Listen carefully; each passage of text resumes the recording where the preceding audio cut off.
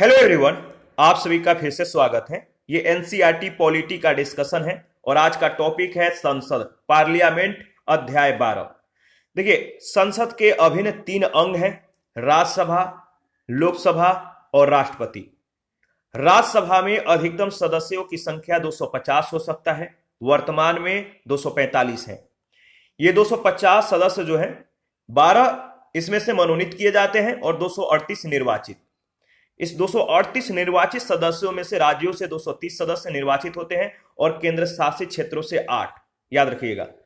और वर्तमान में अगर बात करें तो राज्यसभा के सदस्यों की संख्या 245 है, जिसमें से 12 को मनोनीत किए गए हैं और 233 निर्वाचित हुए हैं। इस 233 निर्वाचित सदस्यों में से राज्यों से 225 और केंद्र शासित क्षेत्रों से 8। और ये कौन कौन से केंद्र शासित क्षेत्र हैं?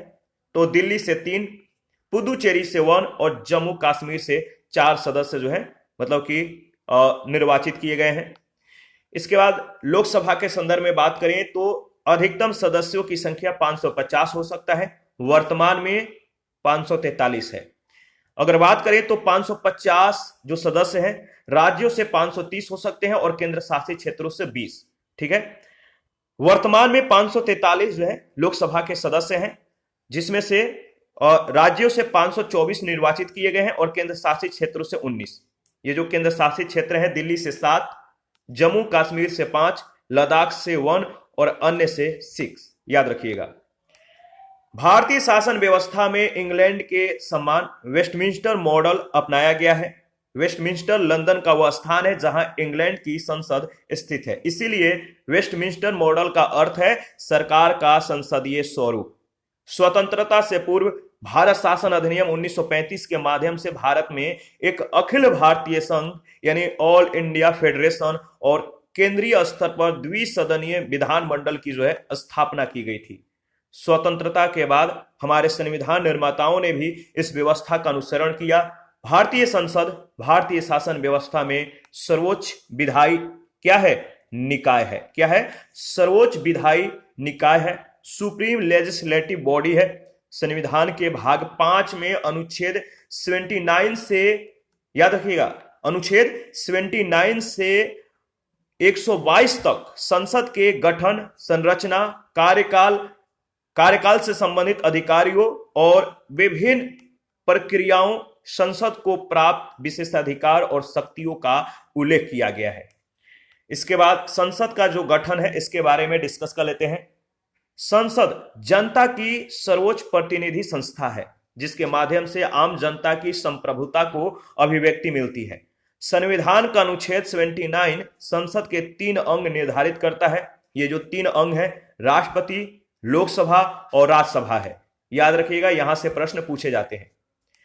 देखिए, राष्ट्रपति संसद के किसी सदन का सदस्य नहीं होता है और न ही संसद में वो बैठता है, फिर भी वह संसद का अभिन्न अंग है, क्योंकि संसद के सदनों के द्वारा पारित विधेयक राष्ट्रपति के हस्ताक्षर के बाद ही, स्वीकृति के बाद ही कोई विधि या कानून जो है बन पाता है, कानून का रूप ग्रहण करता है। इसके अतिरिक्त संसदीय प्रक्रिया में राष्ट्रपति के कुछ अन्य महत्वपूर्ण कार्य भी हैं जो निम्नवत हैं।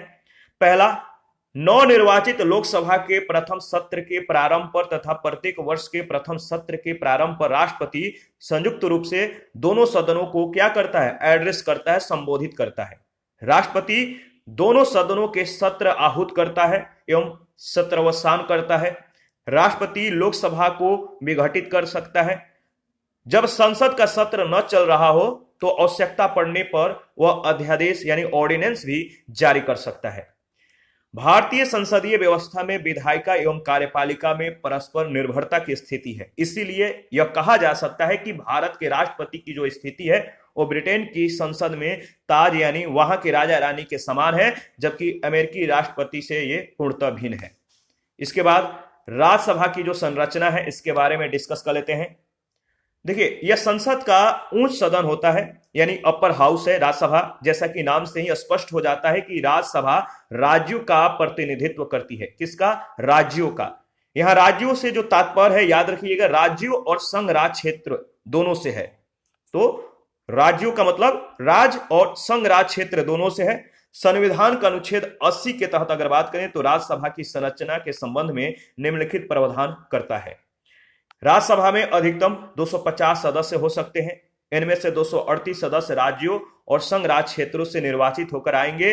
इन सदस्यों का निर्वाचन संबंधित राज्य की विधानसभा के निर्वाचित सदस्यों के द्वारा अनुपातिक प्रतिनिधित्व पद्धति के अनुसार एकल संक्रमणीय मत प्रणाली के द्वारा किया जाएगा। याद रखिएगा, सिंगल वोट ट्रांसफरेबल सिस्टम के द्वारा किया जाएगा।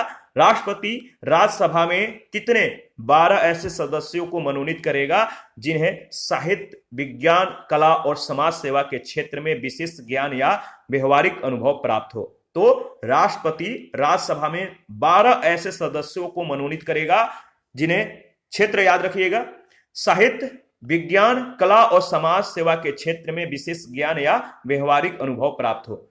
राज्यसभा में राज्यों एवं संघ राज्य क्षेत्रों के प्रतिनिधियों के स्थानों का आवंटन चौथी अनुसूची में दिए गए उपबंधों के अनुसार किया जाएगा। ध्यान रखिएगा, इंपॉर्टेंट है। इसके बाद अगर बात करें तो देखिए, संसद से संबंधित जो अनुच्छेद दिया गया है 79 में, बताइए क्या प्रावधान है? तो संसद का गठन। अनुच्छेद 80 में राज्यसभा की संरचना, अनुच्छेद 81 में लोकसभा की संरचना, अनुच्छेद 82 में प्रत्येक जनगणना के पश्चात पुनः समायोजन, 83 में संसद के दोनों सदनों की अवधि को दिया गया है। अनुच्छेद 84 में संसद की सदस्यता के लिए अर्हता दिया गया है। अनुच्छेद 85 में संसद के सत्र, सत्रावसान एवं विघटन से संबंधित प्रावधान दिए गए हैं। अनुच्छेद 86 में राष्ट्रपति का सदनों को संबोधित करने और संदेश देने का अधिकार दिया गया है। अनुच्छेद 87 में राष्ट्रपति का विशेष संबोधन यानी अभिभाषण दिया गया है। अनुच्छेद 88 में सदनों के संबंध में मंत्रियों और महान्यायवादी के अधिकार को जो है डिफाइन कर दिया गया है। इसके बाद संसद के जो पदाधिकारी हैं, इसके संदर्भ में जो अनुच्छेद है 89, अनुच्छेद 89 राज्यसभा का सभापति और उपसभापति से संबंधित प्रावधान दिए गए हैं। अनुच्छेद 90 में राज्यसभा के उपसभापति पद की रिक्ति, त्यागपत्र और पद से हटाए जाने से संबंधित जो है प्रोसीजर दिया गया है। अनुच्छेद 91 में सभापति के कर्तव्यों के निर्वहन अथवा सभापति के रूप में कार्य करने की उपसभापति या अन्य व्यक्ति की जो शक्ति है यह दर्शाया गया है। अनुच्छेद 92 में जब राज्यसभा के सभापति या उपसभापति को पद से हटाए जाने का संकल्प विचाराधीन हो तब उसका पीठासीन न होना। इसके बाद 93 में जो प्रावधान किया गया लोकसभा का अध्यक्ष और उपाध्यक्ष से संबंधित, तो 93 अनुच्छेद 93 में लोकसभा का जो उपाध्यक्ष और अध्यक्ष हैं इनसे संबंधित प्रावधान है। अनुच्छेद 94 में लोकसभा अध्यक्ष तथा उपाध्यक्ष पद की रिक्ति, त्यागपत्र और पद से हटाए जाने का जो है प्रोसीजर दिया गया है। 95 में लोकसभा अध्यक्ष अथवा किसी अन्य व्यक्ति का लोकसभा अध्यक्ष के कर्तव्यों का निर्वहन। अनुच्छेद 96 में जब लोकसभा अध्यक्ष अथवा उपाध्यक्ष को पद से हटाने का संकल्प विचाराधीन हो तब उसका पीठासीन न होना, इससे संबंधित प्रावधान है। अनुच्छेद 97 में सभापति और उपसभापति तथा लोकसभा अध्यक्ष एवं उपाध्यक्ष के वेतन और भत्ते को दिए गए हैं। और अनुच्छेद 98 में संसद का सचिवालय से संबंधित प्रावधान है। इसके बाद कार्यवाही का संचालन से संबंधित जो अनुच्छेद है, अनुच्छेद 99 में सदस्यों के द्वारा शपथ या प्रतिज्ञान दिए गए हैं।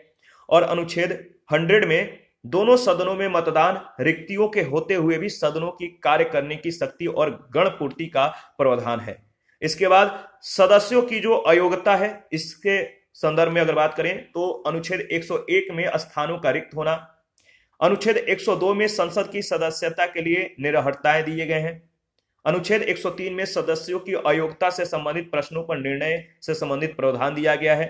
और अनुच्छेद 104 में अनुच्छेद 99 के अंतर्गत शपथ लेने या प्रतिज्ञान करने से पहले अर्हत न होते हुए अथवा निरहित किए जाने पर भी सदन में बैठने और मतदान करने पर जो है दंड का प्रावधान है।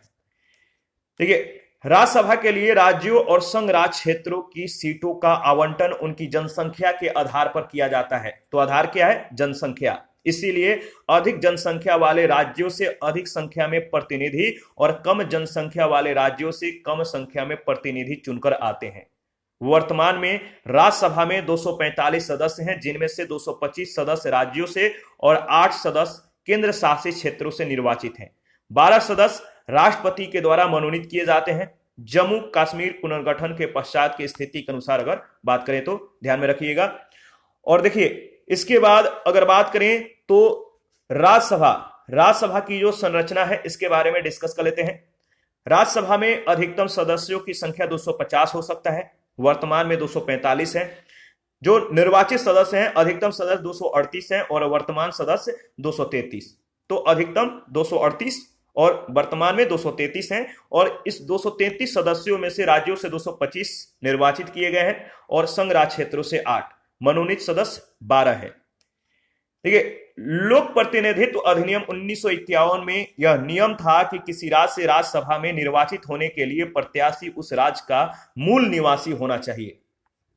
याद रखिएगा 1951 लोक प्रतिनिधि अधिनियम 1951 में यह नियम था कि किसी राज्य से राज्यसभा में निर्वाचित होने के लिए प्रत्याशी को उस राज्य का मूल निवासी होना चाहिए। लेकिन 2003 में संसद के द्वारा इस नियम में परिवर्तन करते हुए यह अनिवार्यता जो है यह आवश्यकता अब समाप्त कर दी गई है। पहले राज्यसभा के लिए निर्वाचन गुप्त मतदान के माध्यम से होता था, परंतु 2003 के संशोधन के द्वारा जो है गुप्त मतदान की अनिवार्यता समाप्त करके खुले मतदान की व्यवस्था को जो है लागू कर दी गई है। इसके बाद लोकसभा की जो संरचना है इसके बारे में डिस्कस कर लेते हैं। देखिए संविधान के अनुच्छेद 81 में लोकसभा के संरचना का वर्णन किया गया है, याद रखिएगा, जिसके अनुसार लोकसभा में अधिकतम 552 सदस्य हो सकते हैं। कितना? 552। लोकसभा के सदस्यों का वर्गीकरण जो है निम्नवत है। राज्यों के प्रादेशिक निर्वाचन क्षेत्रों से अधिकतम 530 सदस्यों का निर्वाचन किया जाएगा। संघ राज्य क्षेत्रों का प्रतिनिधित्व करने के लिए अधिकतम 20 सदस्यों का निर्वाचन किया जाएगा। अनुच्छेद 331 के अनुसार अगर बात करें तो यह प्रावधान था कि राष्ट्रपति लोकसभा में 2 आंग्ल भारतीयों को मनोनीत कर सकता है।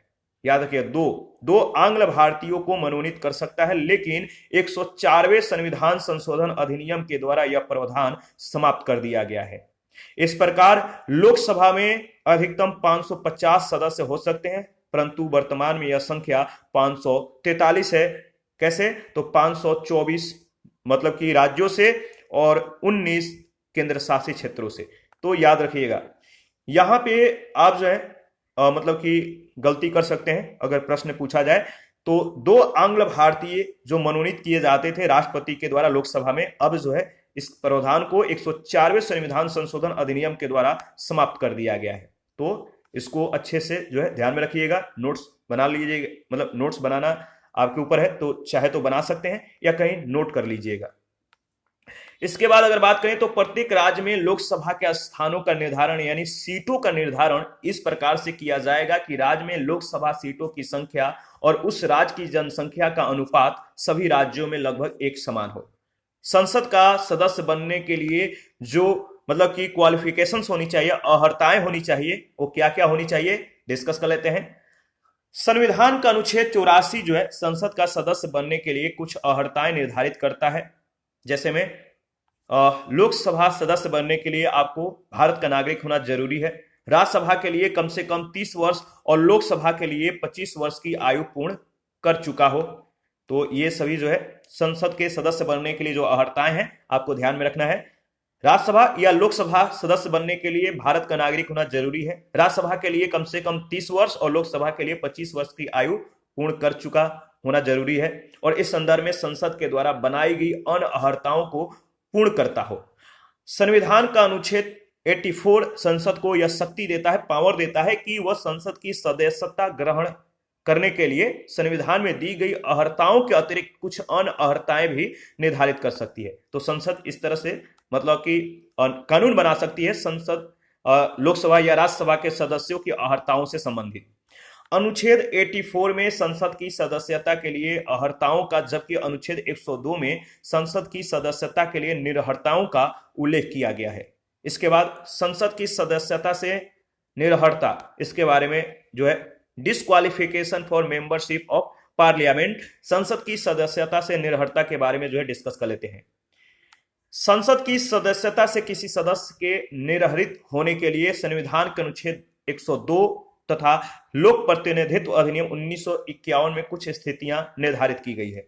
तो संसद की सदस्यता से निरहरता के जो आधार है, पहला है अनुच्छेद 102 के आधार पर लाभ का पद, 10वीं अनुसूची यानी दल बदल के आधार पर, लोक प्रतिनिधित्व अधिनियम 1951 के आधार पर और स्थान रिक्त होने के आधार पर। यह है निरहरता से संबंधित आधार।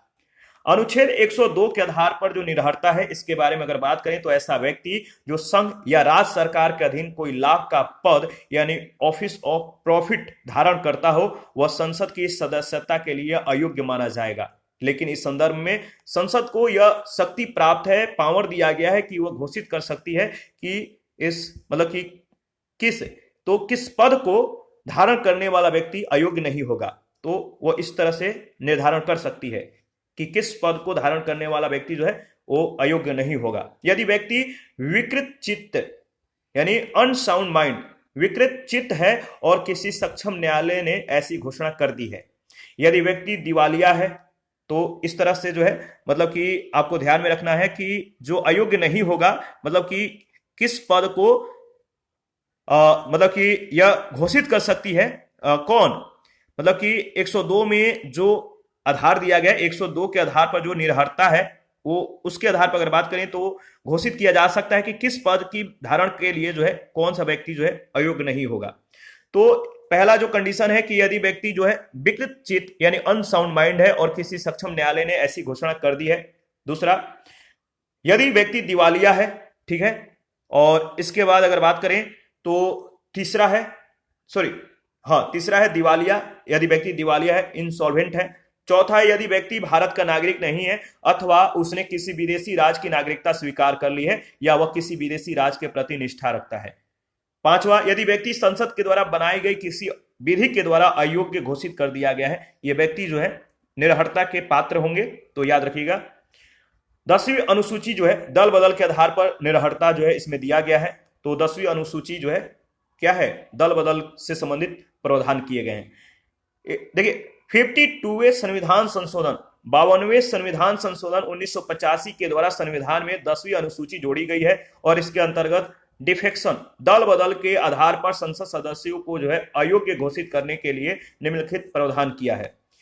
पहला जो प्रावधान किया गया है कि यदि संसद सदस्य जो है स्वेच्छा से उस राजनीतिक दल का त्याग करके जिसके टिकट पर निर्वाचित होकर आया हो। दूसरा, यदि कोई संसद सदस्य सदन में अपने दल के निर्देशों के विरुद्ध मतदान करता है या मतदान ही नहीं करता है तथा उस सदस्य को उसके दल के द्वारा अनुशासनहीनता की स्थिति से जो अनुशासनहीनता की मतलब स्थिति है उस तिथि से 15 दिनों के अंदर क्षमा नहीं किया गया है तो जो है अयोग्य हो जाएगा। ये दल बदल के आधार पर हम लोग बात कर रहे हैं। यदि तीसरा जो है, यदि सदन में कोई निर्दलीय सदस्य किसी राजनीतिक दल में शामिल हो जाता है तो जो है मतलब कि उसके पद रिक्त हो जाएंगे। और यदि कोई मनोनीत सदस्य सदस्यता ग्रहण करने के 6 माह बाद किसी राजनीतिक दल में शामिल हो जाता है। इसके बाद देखिए 10वीं अनुसूची के अंतर्गत जो निरहरता का निर्णय है, यदि 10वीं अनुसूची के अंतर्गत दल बदल के आधार पर निरहरता का विवाद उत्पन्न होता है तो इसका समाधान राज्यसभा में सभापति और लोकसभा में अध्यक्ष के द्वारा किया जाएगा, चेयरमैन और स्पीकर के द्वारा। इस प्रकार के विवाद में न्यायालय की कोई अधिकारिता नहीं है, परंतु न्यायालय इस विवाद के समाधान के लिए सभापति और लोकसभा अध्यक्ष के द्वारा दिए गए निर्णय की न्यायिक समीक्षा जो है जुडिशियल रिव्यू कर सकता है। इसके बाद लोक प्रतिनिधित्व अधिनियम 1951 के आधार पर जो निरहरताएं हैं इसके बारे में देख लेते हैं। देखिए, किसी संसद सदस्य या सदस्य बनने के लिए आकांक्षी व्यक्ति के संबंध में निरहरताओं की कुछ स्थितियां निम्नवत है। पहला, यदि व्यक्ति निर्वाचन से संबंधित भ्रष्ट आचरण का दोषी पाया जाता है तो ये जो है मतलब कि अपने पद को जो है खो सकता है। इसकी निरहरता है, इसके लिए मतलब कि ये उचित हो जाएगा। और दूसरा है, यदि किसी अपराध को दोष सिद्ध होने पर उसके 2 वर्षों या अधिक अवधि की जो है सजाएं दी गई हो तो भी जो है इसके लिए ये जो लाइन है निरहरता से संबंधित हो जाएगा, वो अपने पद से जो है हट जाएगा। इसके बाद आगे बढ़ते हैं और देखते हैं। देखिए, इसके बाद यदि वह निर्धारित समय सीमा में अपने चुनावी खर्च का विवरण देने में असफल रहा हो, यदि वह किसी ऐसे निगम यानी कॉरपोरेशन में निदेशक अथवा किसी अन्य लाभ के पद पर हो जिसमें सरकार की हिस्सेदारी 25% या उससे अधिक हो तो भी वह निरहर हो जाएगा। यदि उसे भ्रष्टाचार या सरकार के प्रति निष्ठाहीनता का दोषी पाए जाने पर जो है सरकारी पद से हटाया दिया, मतलब कि सरकारी पद से उसे हटा दिया गया हो, तो भी वह निरहर हो जाएगा। यदि वह सरकार के साथ किसी संविदा यानी कॉन्ट्रैक्ट या अन्य काम और सेवाओं में हितधारक के रूप में शामिल हो, यदि उसे विभिन्न समूहों के बीच शत्रुता बढ़ाने या रिश्वत लेने के लिए दंडित किया गया है, तो भी वह पद के लिए निरहर हो जाएगा। यदि उसे अस्पृश्यता, दहेज या सती प्रथा जैसे सामाजिक अपराधों के प्रसार में जो है संलिप्त पाया गया हो, तो सभी ये मतलब कि जो मतलब लोक प्रतिनिधि अधिनियम है 1951, इसके आधार पर जो निरहरताएं दी गई हैं, ये आपको ध्यान में रखना है। इसके बाद 10वीं अनुसूची के अतिरिक्त अन्य निरहरताओं पर जो निर्णय है, इसके बारे में देख लेते हैं। संविधान का अनुच्छेद 103 यह निर्देश देता है कि यदि अनुच्छेद 102 में वर्णित निरहरताओं के आधार पर किसी संसद सदस्य की निरहरता से संबंधित कोई प्रश्न उठता है, तो उसका निर्णय किसके द्वारा किया जाएगा? राष्ट्रपति के द्वारा। और राष्ट्रपति के द्वारा किया गया निर्णय अंतिम होगा, लेकिन राष्ट्रपति इस संबंध में निर्णय लेने से पहले भारत के निर्वाचन आयोग का परामर्श यानी एडवाइस लेगा और उसी राय के अनुसार ये कार्य करेगा। 10वीं अनुसूची यानी दल बदल से उत्पन्न निरहरता विवादों के संबंध में निर्णय करने का जो अधिकार है, वो राज्यसभा के सभापति और लोकसभा के अध्यक्ष को है। स्थान रिक्त होने के आधार पर जो निरहरता है, इसके बारे में देख लेते हैं किस तरह से व्यक्ति जो है निरहर हो जाएगा। संसद में किसी सदस्य का स्थान रिक्त होने के संबंध में संविधान का अनुच्छेद 101 निम्नलिखित स्थितियों का उल्लेख करता है। तो संसद में किसी सदस्य का स्थान रिक्त होने के संबंध में जो संविधान का अनुच्छेद 101 है, इसमें जो उल्लेख है स्थितियों का, याद रखिएगा। पहला जो स्थिति है दोहरी सदस्यता। अनुच्छेद 101 के अनुसार कोई भी व्यक्ति संसद के दोनों सदनों का सदस्य नहीं हो सकता है, और यदि कोई व्यक्ति दोनों सदनों का सदस्य चुन लिया जाता है तो संसद उसके द्वारा स्थान रिक्त करने के संबंध में विधि का निर्माण करेगी। संसद ने लोक प्रतिनिधित्व अधिनियम 1951 पारित कर इस संबंध में निम्नलिखित प्रावधान किए हैं। इसके बाद यदि कोई व्यक्ति संसद के दोनों सदनों का सदस्य चुन लिया जाता है तो उसे 10 दिनों के अंदर यह स्पष्ट करना होगा कि वह किस सदन का जो है सदस्य रहना चाहता है, अन्यथा उसकी राज्यसभा की जो सीट है वो रिक्त मान ली जाएगी। यदि एक सदन का जो सदस्य है, यदि एक सदन का अगर सदस्य है और दूसरे सदन का भी वह सदस्य निर्वाचित हो जाता है, तो पहले वाले सदन में उसका स्थान क्या हो जाएगा? रिक्त हो जाता है। यदि कोई व्यक्ति एक ही सदन में 2 सीटों पर चुनाव जो है जीत जाता है, चुन लिया जाता है, और उसे स्वेच्छा से एक सीट छोड़नी होती है, यदि वह ऐसा नहीं करता है तो उसकी दोनों सीटें रिक्त मान ली जाती है।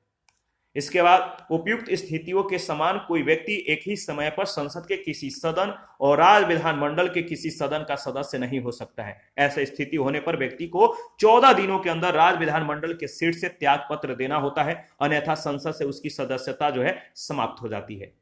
संविधान में दी गई निरहरताओं के आधार पर अगर बात करें तो यदि कोई व्यक्ति संविधान के अनुच्छेद 102 और अनुसूची 10 में निर्धारित निरहरताओं का दोषी पाया जाता है तो संसद में उसका स्थान रिक्त हो जाता है। पद त्याग के आधार पर अगर बात करें तो कोई भी संसद सदस्य अपने सदन के अध्यक्ष लोकसभा और सभापति राज्यसभा के, तो अध्यक्ष अथवा सभापति को संबोधित एवं अपने हस्ताक्षर किए हुए त्याग पत्र के द्वारा अपना स्थान छोड़ सकता है, याद रखिएगा। इसके बाद अगर बात करें तो देखिए इस संबंध में संबंधित सदन के अध्यक्ष अथवा सभापति को यदि यह विश्वास हो जाता है कि सदस्य के द्वारा दिया गया जो त्याग पत्र है वो स्वैच्छिक या वास्तविक नहीं है, तो वह उस त्याग पत्र को जो है अस्वीकार भी कर सकता है, याद रखिएगा। इसके बाद जो चौथा जो कंडीशन है वो है अनुपस्थिति का। यदि कोई संसद सदस्य अपने सदन यानी राज्यसभा या लोकसभा के मतलब कि संसद सदस्य अपने सदन के अनुमति के बिना, चाहे राज्यसभा के कंडीशन में हो या लोकसभा के, तो अनुमति के बिना लगातार 60 दिनों तक सभी अधिवेशनों यानी बैठकों से अनुपस्थित रहता है, तो सदन उस सदस्य के स्थान को क्या करेगा? रिक्त घोषित कर देता है। तो जो सदन है उस व्यक्ति के स्थान को अगर 60 दिनों तक लगातार जो है बैठक में शामिल नहीं होता है तो सदन उस सदस्य के स्थान को रिक्त घोषित कर देता है। परंतु 60 दिनों की अवधि की जो गणना होती है वो कैसे होती है? तो 60 दिनों की अवधि की गणना करते समय सदन के सत्रावसान का समय और लगातार 4 दिनों से अधिक का स्थान जो सॉरी जो स्थगन है इसका समय नहीं जोड़ा जाएगा। तो 60 दिन की अवधि किस तरह से जोड़ी जाएगी? तो 60 दिन की अवधि की गणना करते समय सदन के सत्रावसान का जो समय है और लगातार 4 दिनों से अधिक के स्थगन का जो समय है इसमें नहीं जोड़ा जाएगा। पांचवा है अन्य स्थितियां। अन्य स्थितियां क्या है? तो देखिए, उपयुक्त स्थितियों के अतिरिक्त यदि निम्नलिखित स्थितियां उत्पन्न हो जाए तो भी किसी संसद सदस्य का स्थान उसके सदन में रिक्त हो जाता है। ठीक है, यदि कैसे रिक्त हो जाता है? यदि न्यायालय उस व्यक्ति के चुनाव को ही अमान्य या शून्य घोषित कर दे तो ये जो स्थिति है उसके लिए निरहर हो जाएगा। यदि सदन जो सदन है उसके द्वारा उस सदस्य को निष्कासित कर दिया जाए तो भी, यदि वह संसद सदस्य राष्ट्रपति या उपराष्ट्रपति के पद पर निर्वाचित हो जाएगा तो भी उसका जो स्थान है वो रिक्त हो जाएगा। और यदि वह किसी राज्य का राज्यपाल बना दिया जाए तो भी वह जो है अपने स्थान से रिक्त हो जाएगा, याद रखिएगा। इसके बाद संसद के जो अधिकारी हैं इसके बारे में अगर बात करें तो देख लेते हैं। देखिए, संसद के अधिकारी जो हैं, अगर राज्यसभा के संदर्भ में बात करें तो इसके जो अधिकारी होते हैं सभापति, उपसभापति और राज्यसभा महासचिव। वहीं लोकसभा के संदर्भ में अगर बात करें तो जो अधिकारी होते हैं प्रोटेम स्पीकर, अध्यक्ष, उपाध्यक्ष और लोकसभा महासचिव, सेक्रेटरी जनरल। तो राज्यसभा के जो अधिकारी हैं, बारी बारी से हम लोग राज्यसभा और लोकसभा के अधिकारियों के बारे में भी डिस्कस कर लेंगे। तो राज्यसभा के जो अधिकारी हैं इसके बारे में देख लेते हैं। ऑफिसर ऑफ राज्यसभा, राज्यसभा का सभापति, चेयरमैन ऑफ राज्यसभा। देखिए, राज्यसभा का जो सभापति होता है राज्यसभा का पीठासीन अधिकारी होता है। तो राज्यसभा का जो पीठासीन अधिकारी होता है कौन होता है? सभापति। और संविधान का अनुच्छेद 89(1) में यह स्पष्ट कर दिया गया है कि भारत का उपराष्ट्रपति राज्यसभा का पदेन यानी एक्स ऑफिसो सभापति होगा, पदेन सभापति होगा। और राज्यसभा का सभापति राज्यसभा का सदस्य नहीं होता है। जब उपराष्ट्रपति राष्ट्रपति के रूप में अपने दायित्वों का निर्वहन करता है तब वह सभापति के रूप में कार्य नहीं कर सकता है। राज्यसभा के सभापति को अलग से हटाए जाने का कोई प्रावधान नहीं है।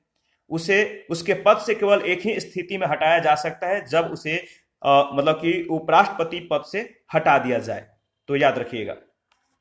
इसके बाद अगर बात करें तो यदि पीठासीन अधिकारी के रूप में राज्यसभा सभापति और लोकसभा के अध्यक्ष को लगभग समान स्थान प्राप्त है, परंतु शक्तियां और अधिकारों की दृष्टि से अगर बात करें तो राज्यसभा के सभापति और लोकसभा के अध्यक्ष में दो प्रमुख अंतर निम्नलिखित है। वो क्या अंतर है? पहला अंतर है, कोई विधेयक धन विधेयक है या नहीं इसका निर्णय करने का जो अधिकार है सिर्फ लोकसभा अध्यक्ष को प्राप्त है, राज्यसभा सभापति को नहीं। दूसरा जो अंतर है, जब भी संसद की संयुक्त बैठक होगी तो उसकी अध्यक्षता कौन करेगा? लोकसभा का अध्यक्ष। याद रखिएगा, राज्यसभा के सभापति के द्वारा संयुक्त बैठक की अध्यक्षता नहीं की जाती है। तो ये दो अंतर है। और जब उपराष्ट्रपति को हटाने की प्रक्रिया चल रही हो तब वह सभापति के रूप में कार्य नहीं कर सकता है। इस स्थिति में उसे, याद रखिएगा, इस स्थिति में उसे राज्यसभा में उपस्थित रहने, बोलने और कार्यवाही में भाग लेने का अधिकार है, परंतु मतदान की स्थिति में मत बराबर होने पर वह किसी प्रस्ताव पर निर्णायक मत नहीं दे सकता है। राज्यसभा के सभापति का कार्यकाल 5 वर्षों का, जो राज्यसभा के सभापति हैं इनका कार्यकाल 5 वर्षों का, जबकि उपसभापति का कार्यकाल 6 वर्षों का होता है। यहां पे कंफ्यूज नहीं होना है, याद रखिए, क्योंकि राज्यसभा का जो अवधि होता है, जो इसका जो कार्यकाल होता है 6 वर्षों का होता है। लेकिन जब देखिए जो सभापति होते हैं वो क्या होते हैं? सभापति का जो कार्यकाल होता है, राज्यसभा के सभापति का कार्यकाल 5 वर्षों का होता है, क्योंकि वो उपराष्ट्रपति होते हैं और उपराष्ट्रपति का कार्यकाल 5 वर्षों का है। लेकिन उपसभापति का जो कार्यकाल होते हैं वो 6 वर्षों का होता है। देखिए, उपसभापति जो होते हैं वो राज्यसभा के सदस्य होते हैं और जो मतलब कि सभापति होते हैं वो राज्यसभा के सदस्य नहीं होते हैं, इसीलिए उनका कार्यकाल 5 वर्षों का होता है। अपना कार्यकाल पूरा होने से पहले भी सभापति यानी उपराष्ट्रपति अपना त्याग पत्र राष्ट्रपति को देकर तथा उपसभापति अपना त्याग पत्र सभापति को देकर पद त्याग कर सकता है। इसके बाद राज्यसभा का जो उपसभापति हैं, डिप्टी चेयरमैन ऑफ राज्यसभा, इसके बारे में डिस्कस कर लेते हैं। देखिए, संविधान का अनुच्छेद 89(2) में राज्यसभा का यह दायित्व निर्धारित किया गया है कि वह as soon as may be, यानी वह यथाशीघ्र सदन के किसी सदस्य को अपना उप सभापति निर्वाचित करे और जब भी उप सभापति का पद रिक्त हो तब किसी अन्य सदस्य को अपना उप सभापति निर्वाचित करे। उप सभापति सभापति के अनुपस्थिति में उसके सभी कर्तव्यों का निर्वहन करता है, परंतु उप सभापति सभापति का अधीन न होकर सीधे राज्यसभा के प्रति उत्तरदायी होता है। सदन में किसी विषय पर मतदान की स्थिति में सभापति के समान उप सभापति भी पहले मतलब कि सभापति और उप सभापति अगर सभापति के मतलब कि स्थान पे अगर उप सभापति आ जाते हैं तो सभापति के समान उप सभापति भी पहले मतदान नहीं कर सकते हैं, बल्कि दोनों पक्षों के बराबर मत होने की स्थिति में वह निर्णायक मत दे सकते हैं। उप सभापति निम्नलिखित स्थितियों में अपने पद का त्याग करता है। पहला स्थिति है यदि राज्यसभा में उसका कार्यकाल पूरा हो जाए। दूसरा, यदि वह सभापति को लिखित रूप में अपना त्याग पत्र सौंप दे। तीसरा, यदि राज्यसभा में उसके पद से हटाने का प्रस्ताव बहुमत से पारित हो जाए। और इस प्रकार याद रखिएगा, इस प्रकार का जो प्रस्ताव है सदन में रखने से 14 दिन पहले उप सभापति को इस संबंध में सूचित करना आवश्यक है। सभापति के समान उप सभापति को भी पद से हटाए जाने की प्रक्रिया के दौरान सदन में उपस्थित रहने, बोलने और कार्यवाही में भाग लेने तथा मतदान करने का अधिकार है, परंतु वह पीठासीन नहीं हो सकता। राज्यसभा में उप सभापतियों की जो तालिका है इसके बारे में डिस्कस कर लेते हैं। राज्यसभा का सभापति राज्यसभा की प्रक्रिया तथा कार्य संचालन से संबंधित नियमों के अनुसार अधिकतम 6 सदस्यों का एक पैनल मनोनीत करता है। 6 सदस्यों का सभापति अथवा उप सभापति की अनुपस्थिति में इस पैनल का कोई एक सदस्य सदन की कार्यवाही का संचालन करता है, परंतु सभापति अथवा उप सभापति का पद रिक्त होने की स्थिति में इस पैनल के सदस्य सदन की अध्यक्षता नहीं कर सकते हैं और इस स्थिति में राष्ट्रपति के द्वारा नियुक्त व्यक्ति सदन की अध्यक्षता करेगा। राष्ट्रपति के द्वारा नियुक्त व्यक्ति जो है अध्यक्षता करेगा, याद रखिएगा। देखिए, इसके बाद अगर बात करें तो राज्यसभा का जो महासचिव होते हैं, सेक्रेटरी जनरल ऑफ राज्यसभा, इसके बारे में जो है डिस्कस कर लेते हैं।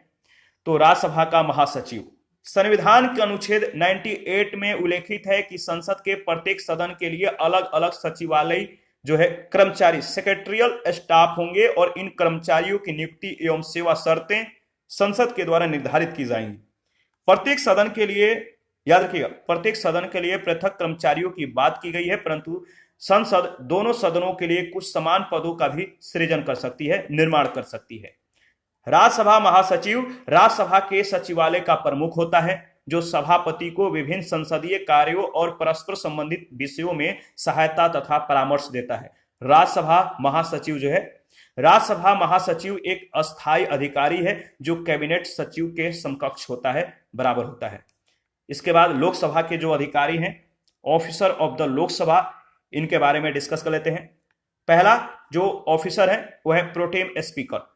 प्रत्येक आम चुनाव जनरल इलेक्शन के बाद राष्ट्रपति लोकसभा के सबसे वरिष्ठ सदस्य को अस्थायी तौर पर सदन का अध्यक्ष घोषित करते हैं। प्रोटेम स्पीकर के 2 कार्य हैं। प्रोटेम स्पीकर के कितने कार्य हैं? 2 कार्य हैं। पहला है नवनिर्वाचित सदस्यों को शपथ दिलाना, लोकसभा सांसद को, और दूसरा लोकसभा अध्यक्ष एवं उपाध्यक्ष का निर्वाचन होने तक अस्थायी तौर पर सदन का जो है संचालन करना।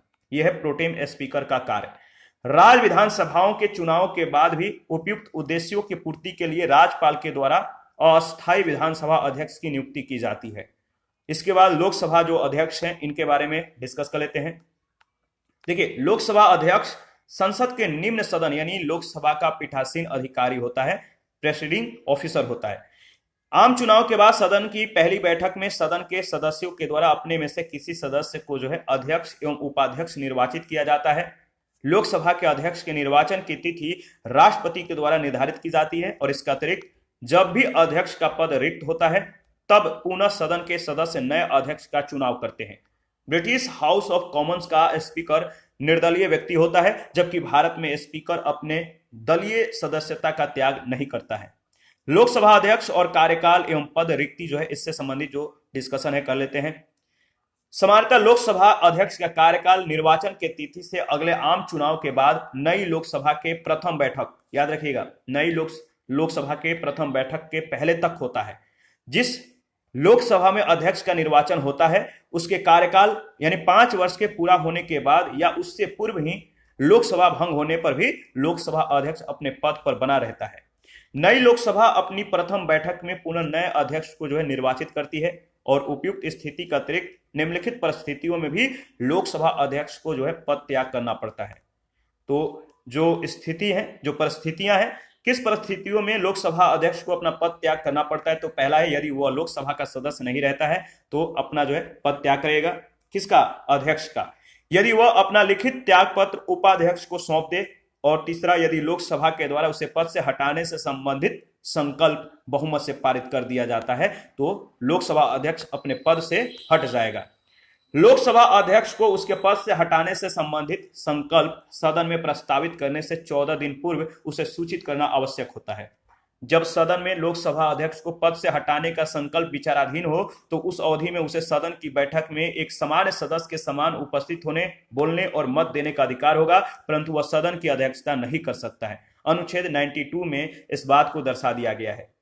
लोकसभा अध्यक्ष की शक्तियां और कार्य, ठीक है, तो लोकसभा के अध्यक्ष की जो शक्तियां और जो कार्य है इसके बारे में देख लेते हैं। तो देखिए, अगर बात करें तो लोकसभा का अध्यक्ष सदन का पीठासीन अधिकारी होता है और इस प्रकार वह सदन का सर्वोच्च अधिकारी है। अध्यक्ष का पद सम्मान, प्रतिष्ठा और गरिमा से युक्त होता है, जिसे विभिन्न स्रोतों से अनेक शक्तियां प्राप्त होती है। लोकसभा अध्यक्ष के शक्तियों का जो स्रोत है, source of power of speaker, तो जो लोकसभा अध्यक्ष के शक्तियों का जो स्रोत है वह है भारत का संविधान। दूसरा, लोकसभा के प्रक्रिया एवं कार्य संचालन से संबंधित नियम, और तीसरा संसदीय परंपराएं। इन स्रोतों से लोकसभा अध्यक्ष को शक्तियां प्राप्त होती हैं। संसदीय जो परंपराएं हैं, लोकसभा अध्यक्ष सदन के सभी बैठकों की अध्यक्षता करता है तथा सदन की कार्यवाही का ये संचालन करता है। यदि सदन की बैठक के लिए गणपूर्ति यानी कोरम या सदन के कुल सदस्य संख्या का 10वां भाग उपस्थित नहीं है तो क्या होगा? अगर कोरम पूरा नहीं होता है, कितना कोरम होना चाहिए? तो 10वां भाग उपस्थित नहीं है तो अध्यक्ष का यह कर्तव्य हो जाता है कि वह सदन को स्थगित कर दे या गणपूर्ति होने तक बैठक को निलंबित कर दे। वह सदन के नेता से परामर्श करके सदन में चर्चा के लिए विधेयक और विषयों का निर्धारण करता है। यदि कोई सदस्य सदन के शांति और व्यवस्था को भंग करता है तो कार्यवाही में बाधा डालता है तो अध्यक्ष उस सदस्य के विरुद्ध अनुशासनात्मक कार्यवाही कर सकता है। लोकसभा अध्यक्ष संसद के दोनों सदनों की संयुक्त बैठक की अध्यक्षता करता है। किसी विधेयक या विषय पर मत विभाजन की स्थिति में लोकसभा अध्यक्ष सामान्यतः मत नहीं देता, लेकिन यदि दोनों पक्षों के मत समान हो जाएं, बराबर हो जाएं, तो वह निर्णायक मत का प्रयोग कर सकता है। भारत के संसदीय इतिहास में अब तक का निर्णायक मत का प्रयोग नहीं किया गया है। अध्यक्ष सदन के, याद रखिएगा, अध्यक्ष सदन के सदस्यों को बोलने की अनुमति प्रदान करता है और उनके बोलने का समय भी यह निर्धारित करता है। वह किसी सदस्य को अपना भाषण बीच में ही समाप्त करने के लिए कह सकता है अथवा किसी सदस्य के द्वारा की गई टिप्पणी को सदन के कार्यवाही से बाहर कर सकता है। अध्यक्ष का यह निर्णय होता है कि राष्ट्रपति के अभिभाषण पर धन्यवाद प्रस्ताव के लिए संशोधन किस रूप में प्रस्तुत किया जाए। अध्यक्ष ही यह निश्चित करता है कि सदन की कार्यवाही किस रूप में और किस प्रकार से प्रकाशित की जाए। अध्यक्ष ही यह प्रमाणित करता है कि कोई विधेयक धर्म विधेयक है या नहीं, और साथ ही वह इस संबंध में भी अंतिम निर्णय देता है कि कौन से विषय वित्तीय विषयों से संबंधित है। लोकसभा की सभी संसदीय समितियां अध्यक्ष के निर्देशों के अधीन कार्य करती हैं।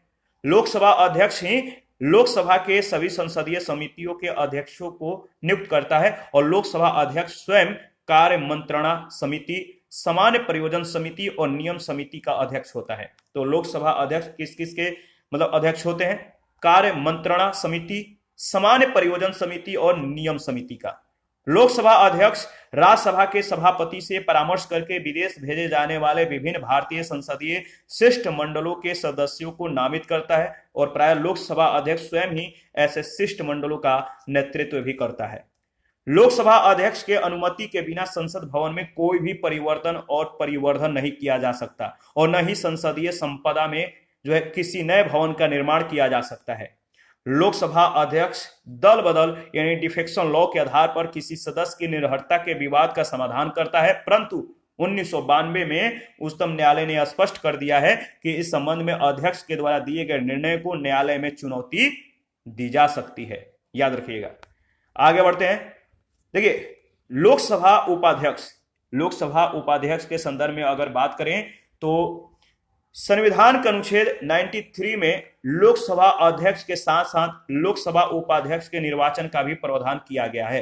लोकसभा के सदस्य अध्यक्ष का चुनाव करने के बाद उपाध्यक्ष का चुनाव करते हैं, और जब कभी उपाध्यक्ष का पद मतलब वैकेंट हो जाता है, रिक्त हो जाता है, तो पुनः किसी अन्य सदस्य को उपाध्यक्ष चुना जाता है। उपाध्यक्ष के चुनाव की तिथि अध्यक्ष के द्वारा निर्धारित की जाती है। इसके बाद देखिए, लोकसभा का कार्यकाल और उसके अध्यक्ष का जो है यहाँ पे मतलब की तालिका दी गई है, तो इसको एक बार आप जो है एनालिसिस करके आगे बढ़िएगा। पहली लोकसभा कब, मतलब कि इसके गठन के पश्चात की जो प्रथम बैठक है पहली लोकसभा का 13 मई 1952। ठीक है, अध्यक्ष कौन थे? तो गणेश वासुदेव मावलंकर और एम अनंत सैनम आयंगर। ठीक है, याद रखिएगा। दूसरी लोकसभा के अध्यक्ष थे एम अनंत सैनम आयंगर। तीसरी लोकसभा के हुकुम सिंह। चौथी लोकसभा के नीलम संजीव रेड्डी, गुरदयाल सिंह ढिल्लो। इसके बाद पांचवी लोकसभा के जो अध्यक्ष थे गुरदयाल सिंह ढिल्लो और बलिराम भगत। छठी लोकसभा के नीलम संजीव रेड्डी और के एस हेगड़े।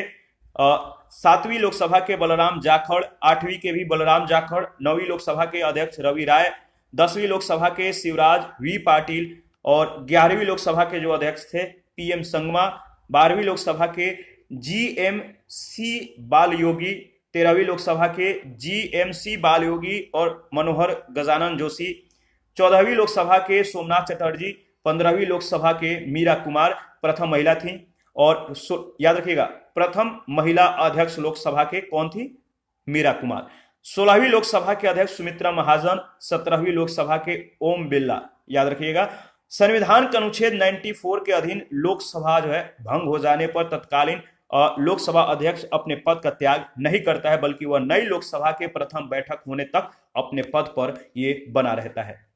सदन में अध्यक्ष की अनुपस्थिति या पद रिक्त होने पर उपाध्यक्ष जो होता है सदन की अध्यक्षता करता है और अध्यक्ष के रूप में उसके सभी कर्तव्यों का निर्वहन करता है, और इस स्थिति में उसे अध्यक्ष की सभी शक्तियां और विशेषाधिकार प्राप्त होते हैं। लोकसभा अध्यक्ष एवं उपाध्यक्ष तब तक अपने पद पर बने रहते हैं जब तक वे लोकसभा के सदस्य हैं। यदि लोकसभा से उनकी सदस्यता समाप्त हो जाती है तो उनके पद स्वतः रिक्त हो जाते हैं, खाली हो जाते हैं।